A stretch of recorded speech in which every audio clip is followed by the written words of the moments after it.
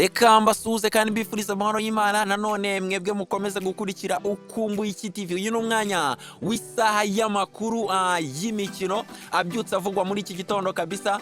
Imikino yaraye ibaye mu ijoro ryashize kabisa mu mikino yose, ariko reka tuyahere hano mu gihugu cyacu cy'u Rwanda. Duhere mu mukino wa basketball, championnat ya basketball mu Rwanda, aho kabisa turi buze kukubwira ko ikipe ya LIGUE Basketball Club yegukanye umwanya wa gatatu itsinze ikipe ya Espoir Basketball Club amanota 93 ku manota 71 kabisa ya Espoir.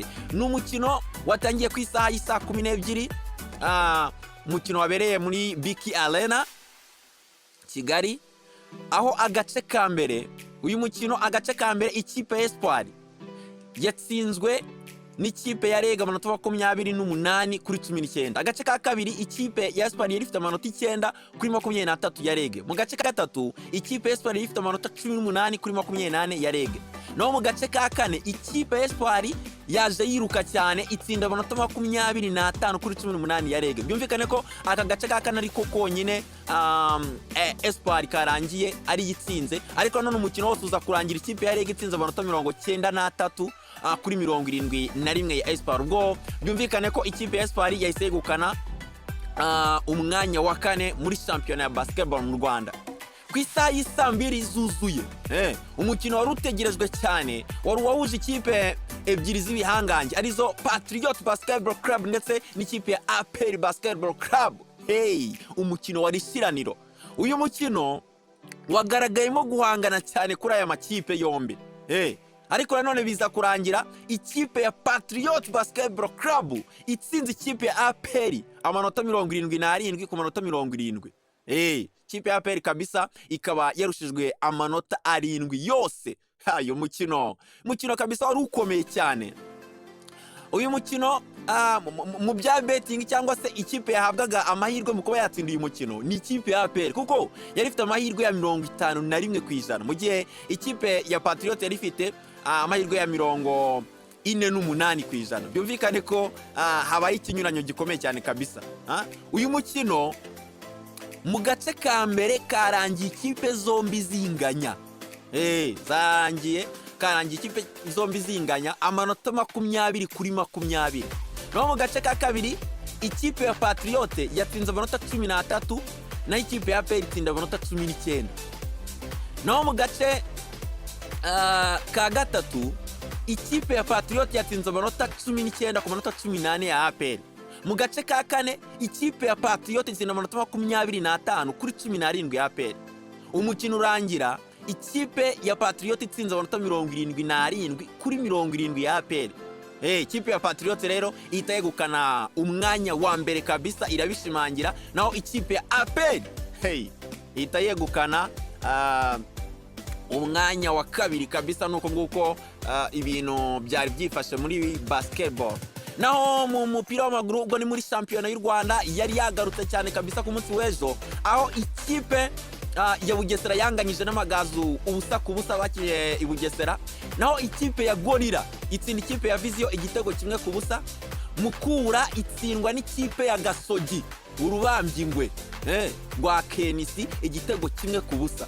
Kenisi ngira ngo yahise avuga n'amagambo asekeje cyane, aho yavuze ngo umupira w'amaguru nyine urategurwa. Yavuze amagambo menshi mwagiye mukurikira kabisa, ariko reka dukomeze tubabwire ko uyu munsi imikino itegerejwe ikipe ya Sport n'umukino umwe wonyine. Ikipe ya Sport iraza gukina n'ikipe ya Marine, barakinira kuri Pere Stadium, Kigali Pere Stadium ku isaha y'isa 9 zuzuye. Niwo mukino wonyine uruze kuba.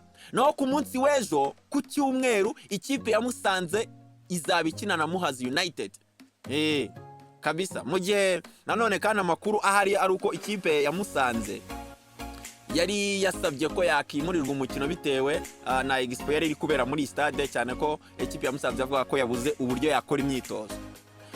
Ubwo rero urutonde rwa championnat nyine birumvikana, ikipe ya Gasogi irayoboye n'amanota 3, ikipe ya Gorira ni ya kabiri n'amanota 3, naho Amagaju na Bugesera zifite inota 1, mu gihe andi makipe atarakina kabisa.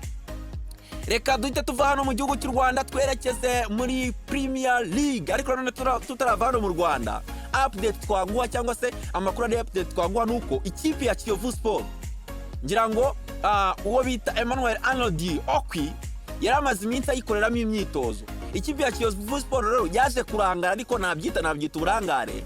Uyu mukinnyi ukomeye cyane abasha guhita sinyira ikipe ya Kigali amasezerano y'umwaka umwe. Yari amaze iminsi akora imyitozo muri Kiyovu Sport, ariko niba ari ubwumvikane buke, niba ari ukurangara simbizi, niba nuko bari barabyizeye yuko ari umukinnyi wabo simbizi, ariko yahise ajya mu ikipe ya AS Kigali arabishimangira, ahita ashyira umukono ku masezerano. Reka rero iyo nabyo twari tugwaye no mu Rwanda, reka twerekeze muri Premier League. Shampiyona y'Abongereza yagarutse kabisa. Abantu bagiye kongera kurara amajoro. Shampiyona y'Abongereza yaraye igarutse. Ikipe ya Manchester United niyo yatangiye itsinda Fulham igitego kimwe ku busa. Iki gitego cyatsinzwe na wa mukinnyi mushyashya nababwiye, meruka kubabwira mu nkuru zashize, uherutse gusinyira ikipe ya Manchester United, bamwita Joshua Zirkzee. Uyu kabisa n'umukinnyi wagaragaje ko ikipe ya Manchester United yamwitondeye, ibyishimiwe kabisa n'abafana benshi ndetse n'ubuyobozi bw'ikipe ya Manchester United. Mu gihe kandi nanone imikino itagerejwe uyu munsi ni ku isaha y'isa 7, ikipe ya Ipswich iraza kuba ikina n'ikipe ya Liverpool. Mu gihe ku isaha y'isa 10 zuzuye ikipe ya Arsenal iraza kumanuka mu kibuga n'ikipe ya Wolves. Ku isaha y'isa 10 nanone ikipe ya Everton iraza gukina n'ikipe ya Brighton. Mu gihe ku isaha y'isa 10 Nottingham Forest iraza gukina n'ikipe ya Bournemouth. Mu gihe ku isaha y'isa 10 ikipe ya Newcastle iraza gukina na Southampton. Naho ku isaha y'isa 12:30 ikipe ya West Ham iraza gukina n'ikipe ya Aston Villa. Ubwo ngubwo uko urutonde ruhagaze kuri ubu ngubu muri Premier League.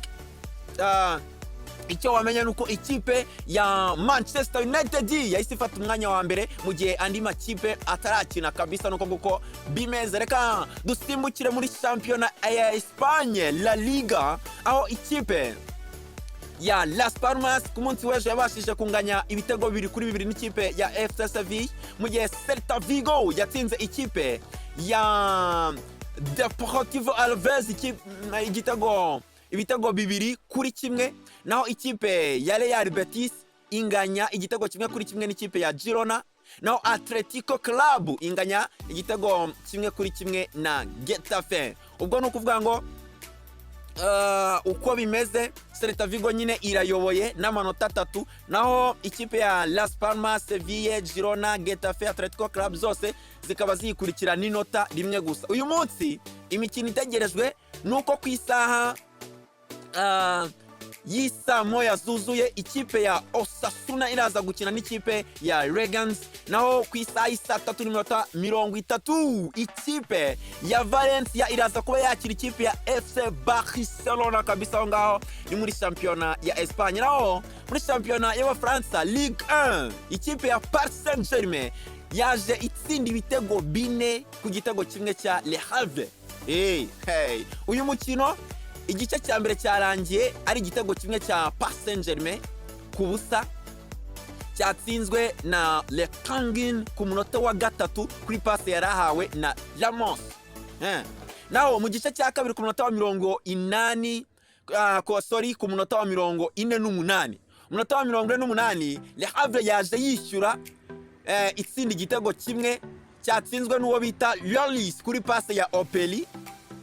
Naho Kazmil yaje atsinda ikindi gitego cy'ikipe ya Le Havre, ariko VAR iracyanga kabisa. Naho ku munota wa 85 Ousmane Dembele yaje atsinda igitego cya kabiri cya Paris Saint-Germain kuri passe yahawe na Neves. Naho ku munota wa 46 bamwita Bakola atsinda igitego cya gatatu cya Paris Saint-Germain, nabwo kuri passe ya Neves, umusore uri kwitwara neza cyane. Ku munota wa 90 uwo bita Colomwani aza gukorerwa penalty arayitsinda, atsinda igitego cya 4 cya Paris Saint-Germain. Umukino urangira Paris Saint-Germain itsinze ibitego 4-1 cya Le Havre kabisa. Ubwo ngubwo uko urutonde rumeze, nuko ikipe ya Paris Saint-Germain nyine yahise iyobora birumvikana, mu gihe uyu munsi imikino itegerejwe muri iyi shampiyona ya Ligue 1 ku isaha y'isa 11 ikipe ya Brest iraza kubikina n'ikipe ya Marseille, naho ku isaha y'isa moya zuzuye Lims iraza kubikina na Lille, naho ku isaha y'isa 3 zuzuye FC Monaco iraza kuba yakira Saint-Etienne kabisa. Nuko nguko byari byifashe mu makuru nakubwira y'imikino. Ikiri nakubwira izindi nkuru ziri update nuko ikipe ya FC Bournemouth, Bournemouth yabashije gusinyisha undi mukinyi mushya muri ijoro ryashize kabisa, akaba aribwo yasinye Evanson, akaba yasinye kwerekeza muri ikipe ya FC Bournemouth kabisa. Ubwo izo nizo update nakubwira, izindi update kabisa mukomeze kugenda mutega amatwi kuri Ukumbuye Iki TV. Ngiye mukomeza kumva, nitwa Bimenyimana François, nkuko bisanzwe mwakoze cyane kubana natwe.